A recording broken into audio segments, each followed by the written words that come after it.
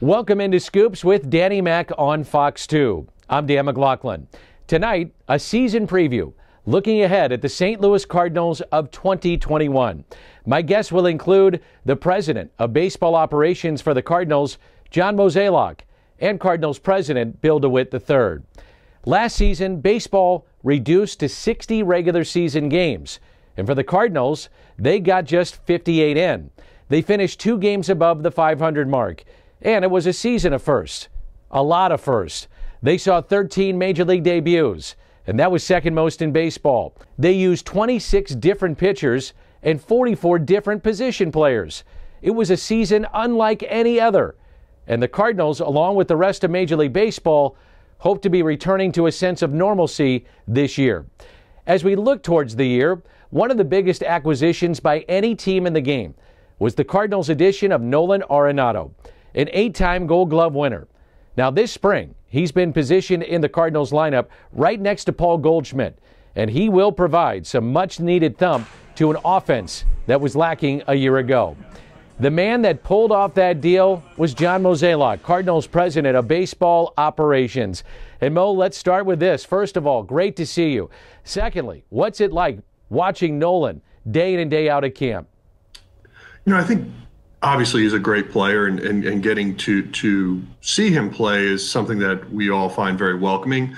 But I would also say, one of the things that's been nice about this camp has been just getting a chance to get to know him. And, really an impressive guy, one of those kind of Cardinal players that will fit in perfectly because, he's pretty intense about caring about the game, doing the little things right. And, just watching him, how he practices and goes through his daily routine has been really impressive. But, on a personal level, he's been fun to get to know. He's been someone that you would hope would be someone that would be, inviting and welcoming, and he has been. And what do you think that opening day is going to be like, even though there's limited fans and the introduction for Nolan Arenado and fans back at the ballpark, but what do you think that is going to be like?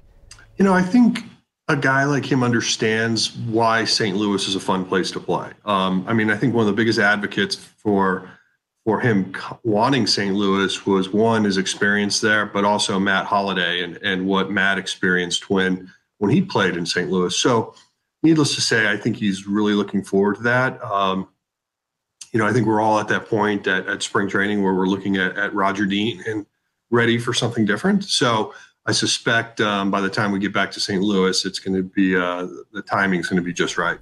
In terms of what you've seen with him on the field, has anything caught you by surprise in a good way? You know how good of a player he is, but has anything really caught your attention with him?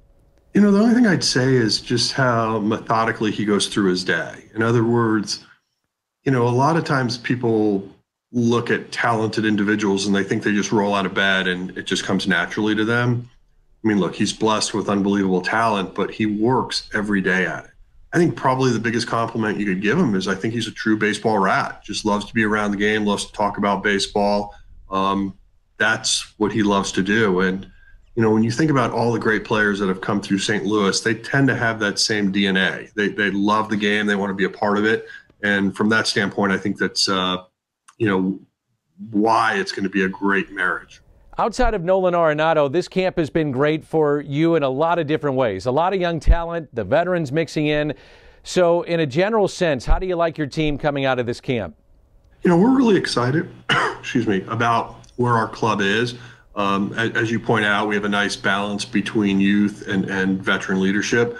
But I think most importantly, I think you're going to see some of these younger players coming to age. And I think when you look back at last year and a lot was being made, did we overplay our hand on giving some of these younger players some opportunity? I think reality is it's hard to judge a 58-game season for us. And I do think guys like Tyler O'Neill are ready to have that breakout season. Someone like a Tommy Edman looks like he just continues to grow and improve. So you mix that in with already a really talented group, starting with Yadier Molina, Paul Goldschmidt, and Nolan.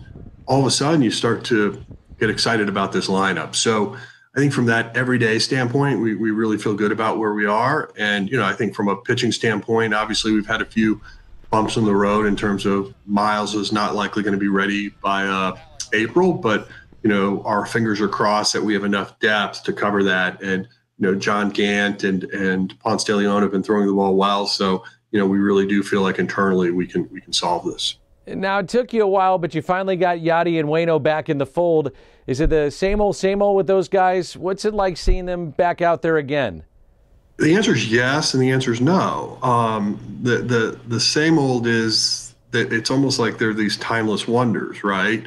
And the other part of it is they also seem to be like a couple of our better players right now.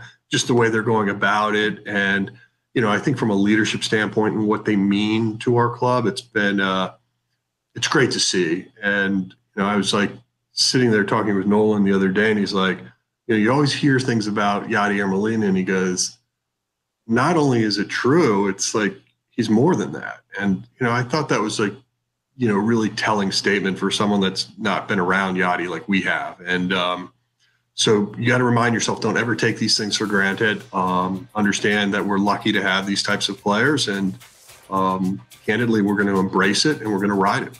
John, hang tight. John Mozeliak is my guest, and coming up, we'll get into trying to navigate a 162-game regular season after just seeing the Cardinals play in 58 games last year. This is Scoops with Danny Mac on Fox 2. Scoops with Danny Mac is brought to you by Schnucks, Lou Fuse, Royal Banks of Missouri, and Ryan Kelly, the home loan expert. This is Scoops with Danny Mac on Fox 2. Last season, because of the 2020 truncated schedule, nobody compiled more than 84 innings total. Only 16 pitchers threw more than 70 innings. As a matter of fact, no pitcher even reached 60 innings before the playoffs.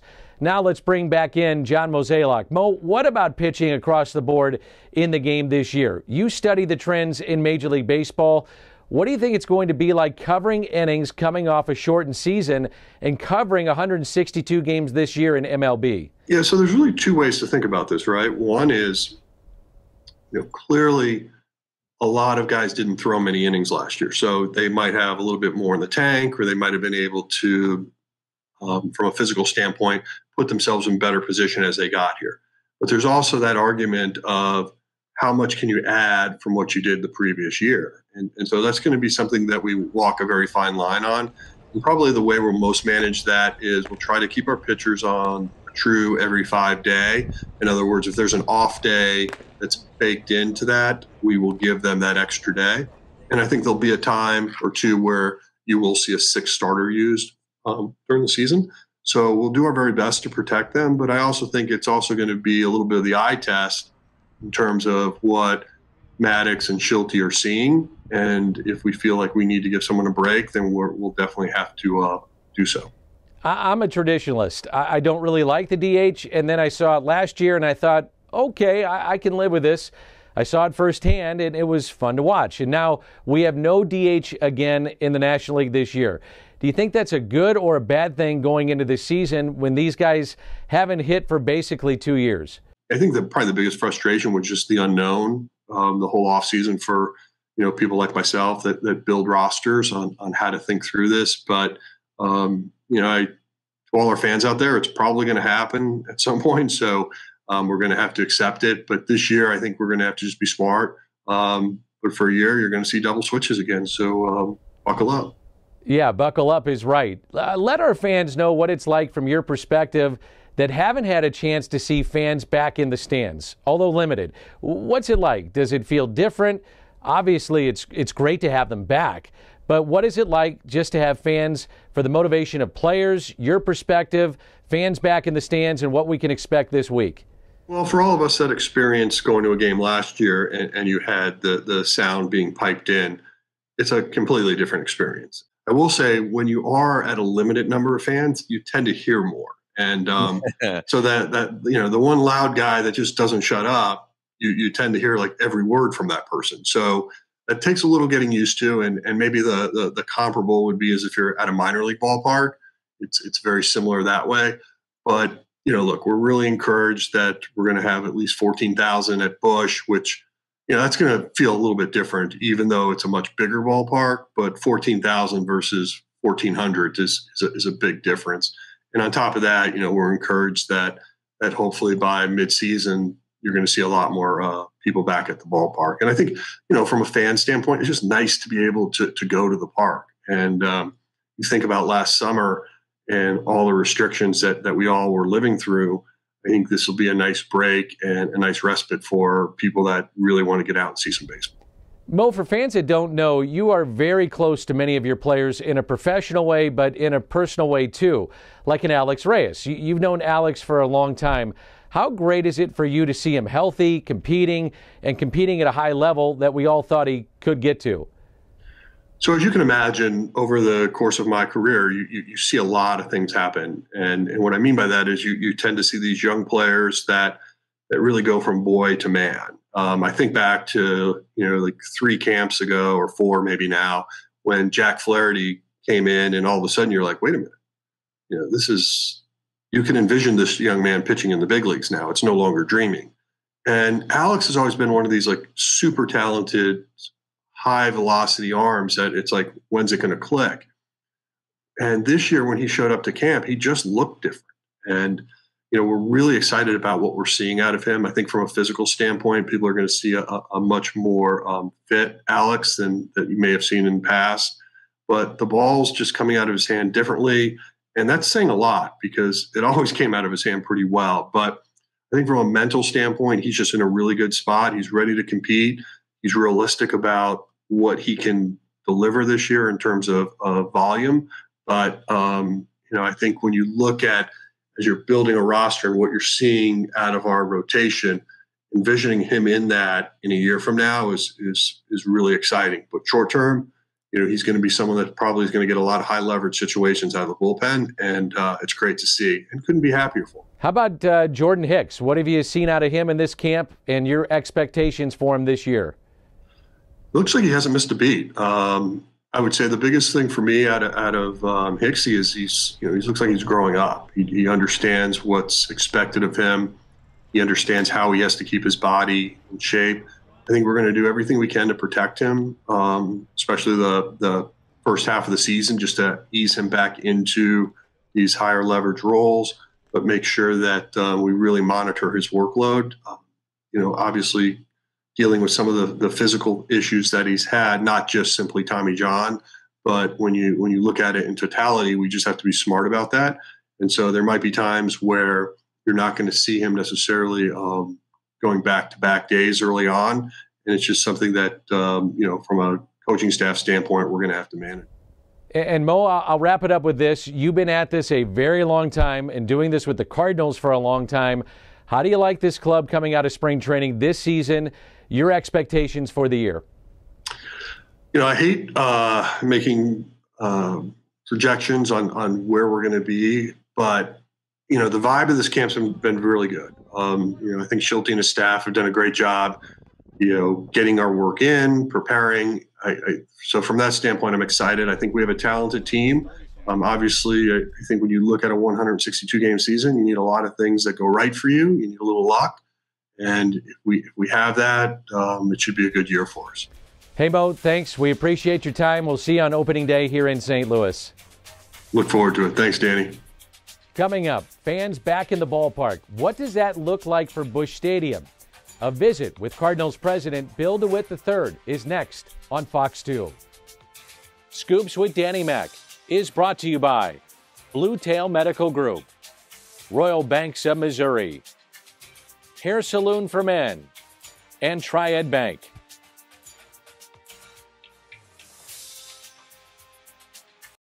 Welcome back to Scoops with Danny Mac on Fox 2. A reminder, there's daily content on the website, scoopswithdannymac.com. Podcasts, features, articles. If you've missed Bernie Miklasz and his writing, you can see it all daily on scoopswithdannymac.com.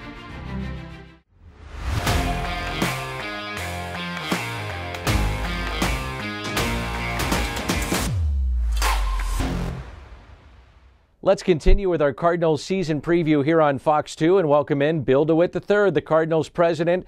And Bill, play ball is probably the best word you want to hear if you're a baseball fan. And also, hey, welcome back to the ballpark. We're excited to see fans back at the stadiums around Major League Baseball.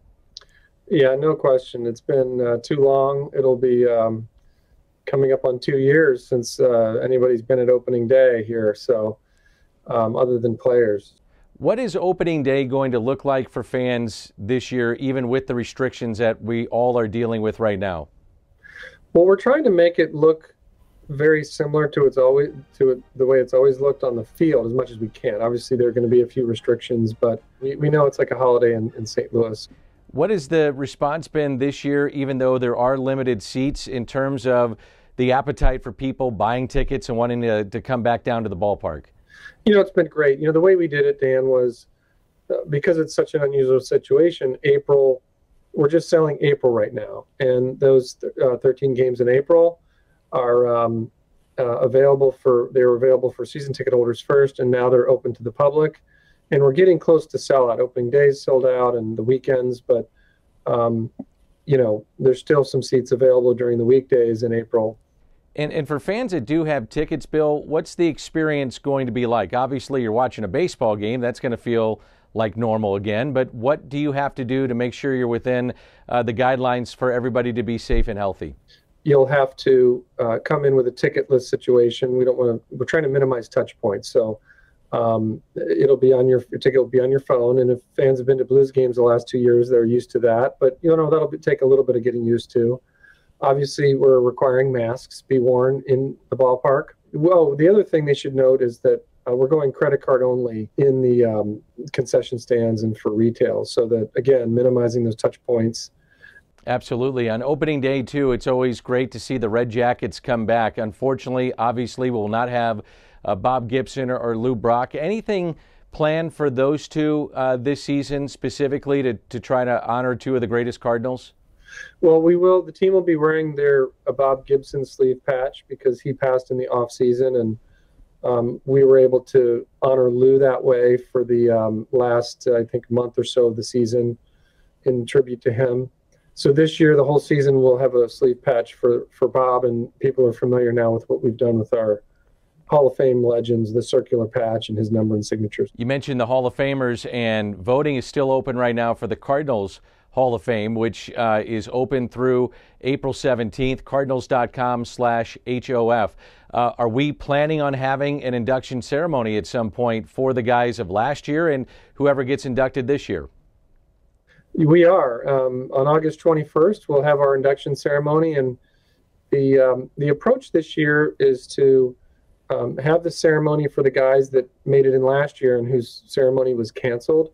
And then we're going to add an additional player. So that's what the voting is about right now, is an additional modern player. And so the ceremony will include 4 people in August. Do you think with baseball coming back the way that it is, Bill, that this is kind of a celebration for our country, with many of the ballparks saying, hey, we want you back, we're welcoming you back? The Cardinals are doing it, obviously, but just in a general sense, what it means to have baseball back and what it means to being America's pastime. Yeah, I think it's really important for the country that baseball brings back fans. It's been too long. We're all sick of the COVID restrictions, but we still have a little ways to go. And I think it's important that we are very serious and diligent about our protocols for Busch Stadium, but at the same time, celebrate that we're able to have fans and not be afraid of it. When you think about that 14,500 capacity, that's spread throughout the ballpark, not just, the lower deck. If it were just a low attended game, people would tend to migrate down to the lower deck. But in this case, we're purposely spreading everybody out throughout the seating bowl. And a final question for you, Bill. What do you think the emotions will be like for fans, yourself, your dad, everybody that is involved with Cardinals baseball, just to see it come back? And I get emotional on opening day during a normal year. So what do you think it's going to be like when we come back to the ballpark on this year's opening day? I think it'll be very emotional. It's really heightened on 2 levels, because opening day is always a celebration of history, and then also that ramped up expectation for the upcoming season. It's both, right? It's that moment in time where we look back and look ahead. in this case, we're doing that, but it's magnified because what we're looking back on is not so great. You know, we've been through a pandemic. We're working our way out of it. We've missed so much. We've lost so much. And so those feelings of looking back, somewhat wistfully, I guess, but also celebrating, you know, our great history will be enhanced. But then looking forward will be enhanced too, Dan. So where, you know, that emotion of just relief, of excitement, of this is new, weather's turning, and, you know, the future is going to look better than the immediate past. And I think all those emotions will be swirling on April 8th. Can't wait to experience those emotions, Bill. I know you feel the same way. And thanks for doing this, and let's have a great season. Sounds good. Talk to you soon. Once again, many thanks to John Mozeliak and Bill Dewitt III. It all starts this Thursday when the Cardinals face the Cincinnati Reds. Thanks again for being with us, and we'll talk to you next Sunday at 10:30 here on Fox 2.